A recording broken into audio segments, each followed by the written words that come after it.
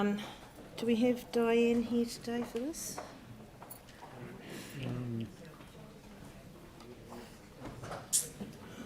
Sorry. All right, so we've got before us a paper on the Zone Committee review. I'll take this as read. We've had workshops and we've had councillors, Anne Galloway, James, myself. Is there anyone else working on the proposed? These are not major changes to the Zone Committees. Oh, here's Paul. No, he's at weekend.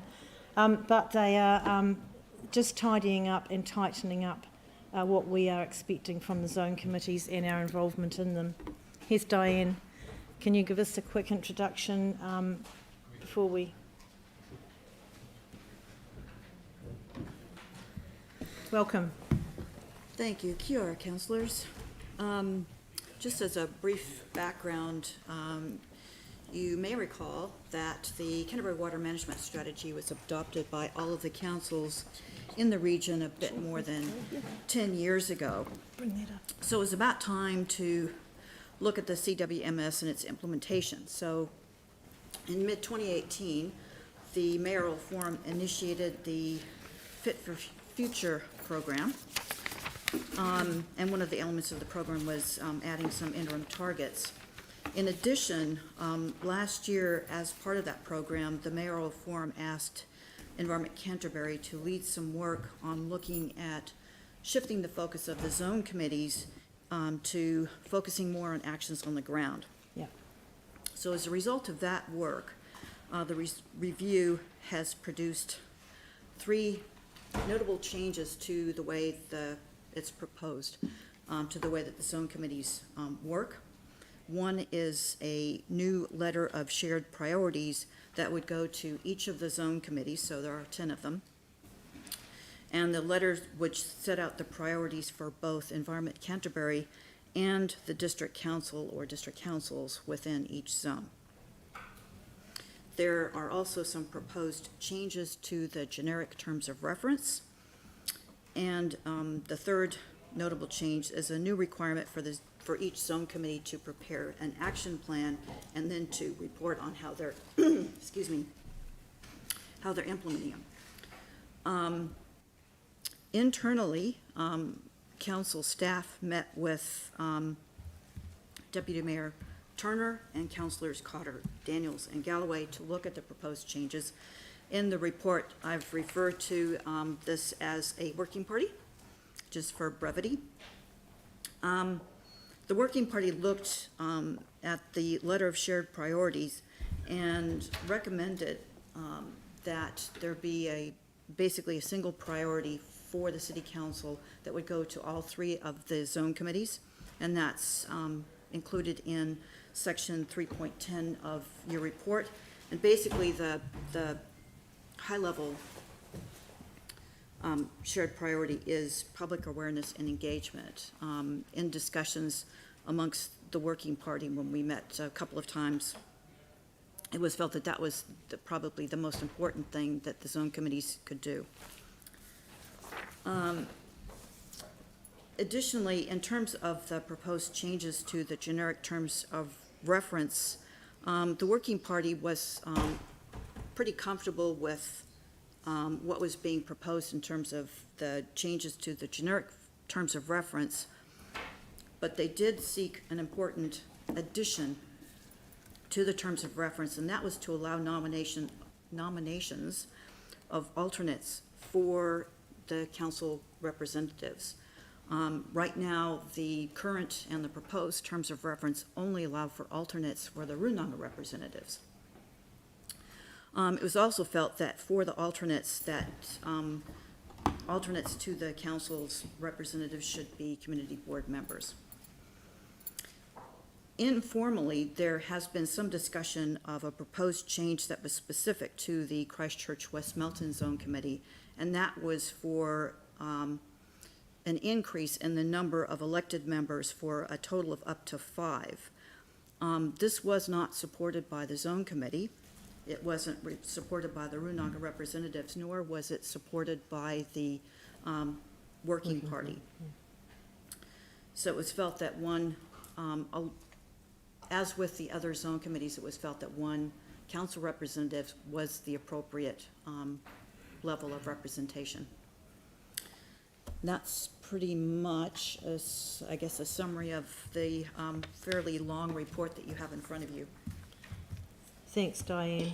And I think that our priorities actually cover what we believe in quite well with the supporting implementation of the integrated water strategy, and giving effect to Te Mana o Te Wai, advocating for the engagement and support of the community water partnership, and really importantly, and Tim, you'll like this one, the supporting erosion and sediment control workshops for construction industry and developers. And those are things that are really key focus to our city, is the pollution of our waterways and storm waterways.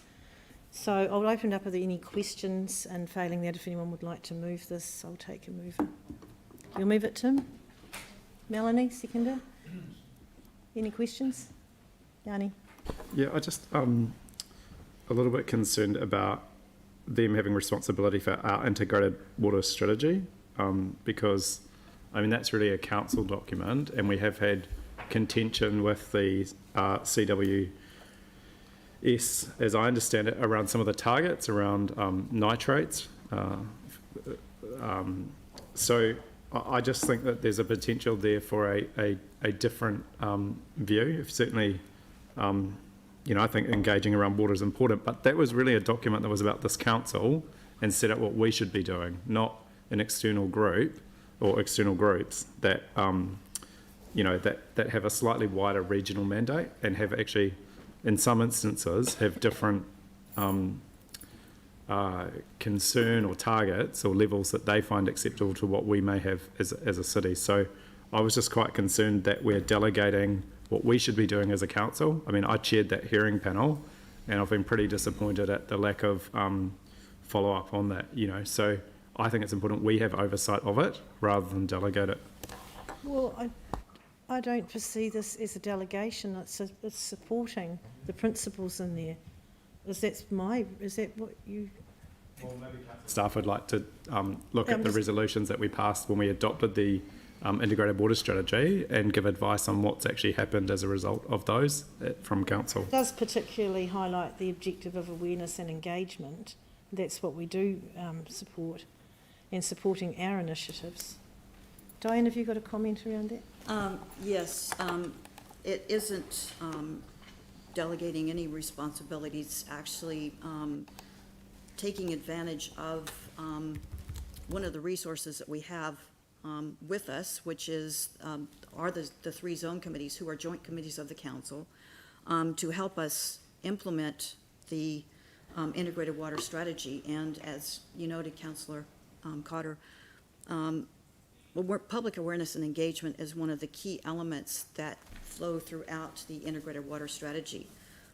So that's in particular why that was mentioned. And I can't speak for the other zone committees. I don't engage with them very much, but certainly the Christchurch West Melton Zone Committee has been very much helpful in helping us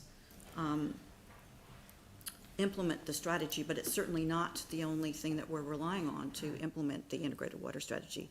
I would also note that, again, the zone committees are committees of the council, and so we're not really abrogating our responsibilities in terms of implementing our own strategy. Well, that's true. That's a fair call. Right. Any other questions? Sorry, can I be clear? What's the process for monitoring the resolutions that we passed when we adopted this strategy?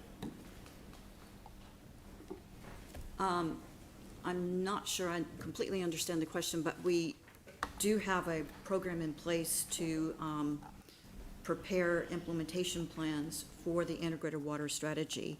And that's something that's, I think you'll be hearing about one of those plans today, later on in the meeting today.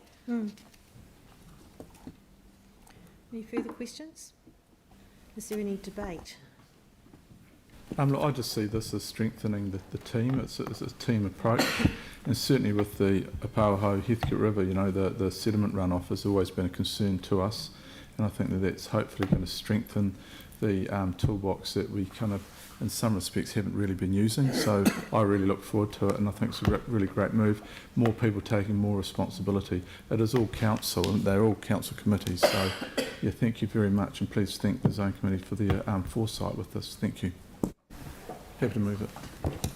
All right, it's been moved and seconded. There's no more debate. I'll put the motion. All those in favour say aye. Aye. Opposed? That's carried. Thank you.